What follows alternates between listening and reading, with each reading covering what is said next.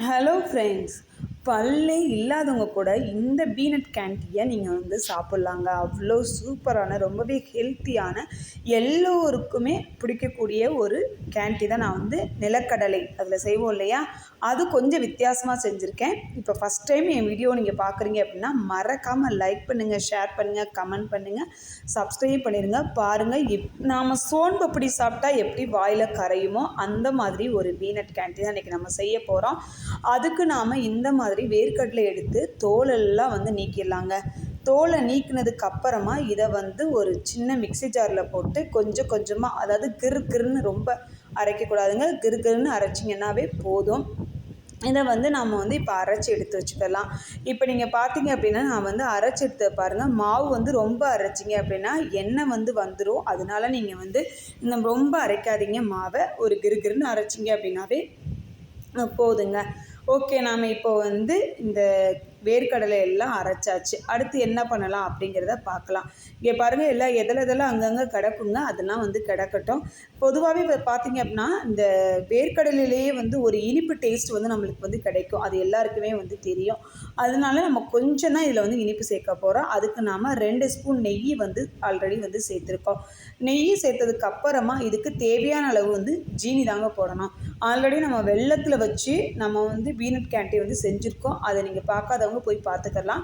இப்போ நாம் இதை வந்து சுகர் போட்டனால இதில் வந்து பார்த்திங்க அப்படின்னா ஒரு 5 நிமிஷம் வந்து இப்படி கையை வச்சு கிளறிக்கிட்டே இருங்க. ரொம்ப நேரம் நீங்கள் வந்து இது செய்யணும் அப்படிங்கிற அவசியம்லாம் இல்லைங்க.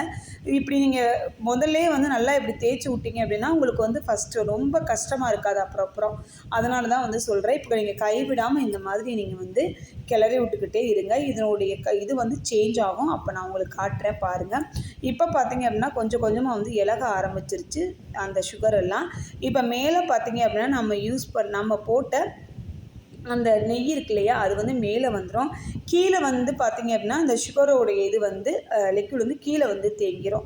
இப்போ நல்லா நம்ம இதில் விட்டு கிளறிக்கிட்டே இருக்கணுங்க.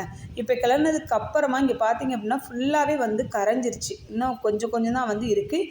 இது ஃபுல்லாக கரையிறப்ப நான் உங்களுக்கு காட்டுறேன். ஏன்னா நீங்கள் வந்து நெய் போட்டுக்கனால மேலே வந்து நெய் மிதந்துக்கிட்டு இருக்கும், கீழே வந்து அந்த சுகர் வந்து நல்லா கரைஞ்சி வந்து இருக்கும். அதுலேயே உங்களுக்கு வந்து தெரிஞ்சிடும். இப்போ பார்த்திங்க அப்படின்னா ஆல்மோஸ்ட் எல்லாமே வந்து கரைஞ்சிருச்சு. இப்போ அடுப்பை ஆஃப் பண்ணிடுங்க மறக்காமல். ஏன்னா அடுப்பை ஆன் பண்ணி வச்சிங்க அப்படின்னா உங்களுக்கு வந்து முடுன்னு ஆகிடும். இந்த மாதிரி பண்ணினீங்க அப்படின்னா தான் உங்களுக்கு வந்து நல்லா வந்து சாப்பிட்றதுக்கு வாயில் வச்ச உடனே கரையக்கூடிய, நான் முன்னாடியே சொன்னாப்புல இந்த சோன் பப்படி சாப்பிட்ற மாதிரி ஒரு ஃபீல் வந்து இருக்கும். நீங்கள் இந்த கிண்டியிலேயே பார்த்தீங்க அப்படின்னா நல்லா வந்து சோன் பப்படி மாதிரியே வரும். நீங்கள் கிண்டி பார்த்தீங்க அப்படின்னா தெரியும். இப்போ நம்ம வந்து நல்லா வந்து கிண்டிட்டு நம்ம இதுக்கு முன்னாடி என்ன பண்ணணும் அப்படின்னா கொஞ்சமாக நெய் ஊற்றி ஒரு பிளேட்டில் வந்து வச்சுருந்தோம். அதில் இதை வந்து போட்டு சமப்படுத்தியாச்சுங்க. இப்போ பாருங்கள், நல்லா போட்டு சமப்படுத்தினதுக்கு அப்புறமா நம்ம வந்து இந்த சப்பாத்தி கட்டை இருக்கு இல்லையா, அதை வச்சு நல்லா வந்து இந்த மாதிரி ரோல் பண்ணி விடலாம். கொஞ்சம் நேரத்துக்கு வரும். ஆறுற வரைக்கும் நீங்கள் வந்து கொஞ்சம் கவலை இல்லை உங்களுக்கு. ஏன்னா அது ஆறுனா தான் வந்து அதனுடைய இது வந்து கொஞ்சம் அது இது ரொம்ப ரஃப்பாக இருக்க மாதிரி இருக்கும். ஆனால் இந்த கேண்டி வந்துட்டு நான் சொன்ன மாதிரி இது வந்து ஒரு சோன் பப்படி மாதிரி தான் வந்து இருக்கும் நீங்கள் சாப்பிட்றதுக்கு கூட. இப்போ நீங்கள் கொஞ்சம் வெட்டுறதுக்கு கூட நீங்கள் வந்து முதல்லே வந்து வெட்டிடுங்க. அதாவது நல்லா சமப்படுத்தினதுக்கு அப்புறமாவே நீங்கள் வந்து இந்த மாதிரி கட் பண்ண ஆரம்பிச்சிருங்க. ஏன் அப்படின்னு கேட்டிங்க அப்படின்னா, நீங்கள் கட் பண்ணாமல் விட்டீங்க அப்படின்னா இது வந்து என்ன ஆகும் அப்படின்னா கொஞ்சம் இறுகிரும். அப்புறம் நீங்கள் கையில் போட்டு உடைக்கிற மாதிரி வந்து வந்துடும். அதனால தான் நான் வந்து சொல்கிறேன். இந்த மாதிரி நீங்கள் வந்து ஷேப்பை வந்து கட் பண்ணிவிட்டு சின்ன பீஸாக வந்து இப்படி இந்த மாதிரி வந்து போட்டுக்குங்க. போட்டு எடுத்தீங்க அப்படின்னா சூப்பரான ஒரு கேண்டி வந்து ரெடி ஆயிருங்க. இது எல்லாருமே சாப்பிட்லாம். பல்லு இல்லாத பாட்டி கூட சாப்பிட்லாங்க. ஆமாங்க, உண்மையை தாங்க சொல்கிறேன். அந்த மாதிரி ஒரு சூப்பராக வந்து இருக்குங்க. இதை குழந்தைங்களுக்கு நீங்கள் ஸ்நாக்ஸாக கூட கொடுக்கலாம். நம்ம வந்து ஒரு 1/2 கிலோ வந்து போட்டோம். அதில் 1 கிலோ அளவுக்கு வந்து இந்த கேண்டி வந்து கிடச்சிச்சு. நீங்களும் கண்டிப்பாக ட்ரை பண்ணி பாருங்கள்.